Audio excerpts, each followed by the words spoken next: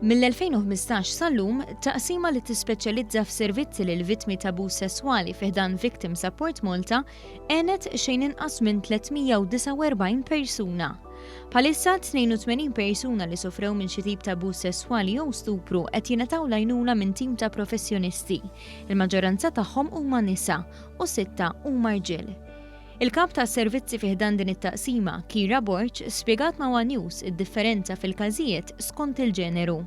Ħafna mill-irġiel esperjenzaw iktar abbuż sesswali meta kienu iżgħar, whereas in-nisa it's more common li jesperjenzaw tip ta' sexual assault jew rape during their lifetime at an older age. Kira spjegat li ħafna minn dawn il-każijiet ma jiġux irrapportati lill-pulizija għal diversi raġunijiet. Fost l-oħrajn ikun hemm min jibża mill-aggressur, min iħossu imbarazzat b'dak li ġara jew sansitra jibża li ma jsibx l-għajnuna li għandu bżonn. Ġieli jkun hemm a lack of knowledge ta' eżattament x'inhu sexual assault or rape u ma jkunux ċerti jekk huma esperjenzawx sexual assault or rape, allura jżommu lura.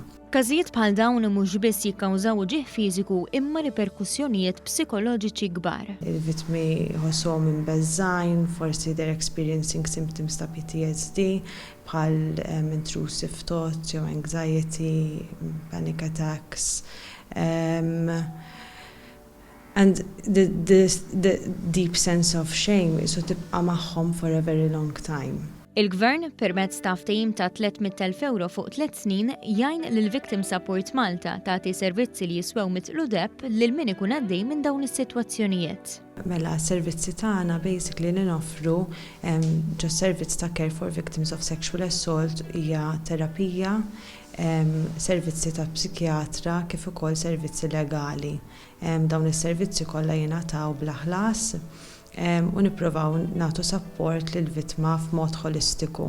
Kull min għaddej minn xi tip ta' abbuż sesswali jew jaħseb li ġie stuprat jista' jagħmel kuntatt ma' Victim Support Malta billi jċempel fuq 2122 8333 jew inkella jimla formula fuq is-sit elettroniku www.victimsupport.org.mt u jiġi kuntattjat mill-professjonisti.